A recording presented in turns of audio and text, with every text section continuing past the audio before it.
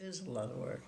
Well, I suppose I started way back in high school. I was exchange editor for the Lancastrian, which meant that I sent that to schools all around, and then told them what I liked about theirs, what I didn't like about theirs, and they did the same with me, I suppose. So that's where it all started, I suppose, and that was way back in 1928, so this is, that's the other one. Well, that's the one to card around if you want to. You have been a correspondent for the Democrat for many years. How did that all get started? Well, Kitty Murphy was a correspondent, and Kitty, it got heavy for Kitty, and, excuse me, and after a while I think she moved away, but anyway, she'd call me up and say, "Oh, Margaret, have you got any news, Which I feel the same way a lot of times. Have you got any news?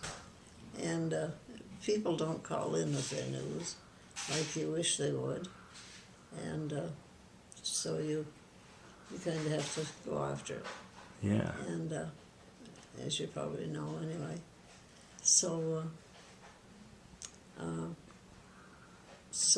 I started to write for the Democrat, and let's see, now she worked for me for many years over in until the new people took over in Lunenburg. Steinauer? No, a woman who worked for them. There were two of them, and until the new people took over. Okay. Now it's... Salmon Pratt. Oh, yes, I know what you mean now. Until they took over, and then they let them go. And so she said to me one day, she said, "Well, don't you get paid for writing for the Democrat?" And I said, "No." And she said, "Well, you should."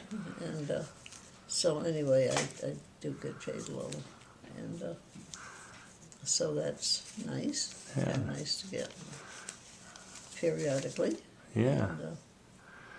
And, well, I understand you. So how many years have you been writing for the Democrat? A lot of years. Have I been doing the Democrat? Yeah. I don't know how many. I wish I did, but I don't. But I've heard it's the longest. You're the longest serving correspondent. Maybe. Yeah. Yeah, it probably is. So, I try to write every week a good thing, and some of the groups send in the news, which is good. And this week I'm going to do something different. I'm going to write the history of the Elms Hotel. Oh, really? Very timely. Yes, that's what I thought.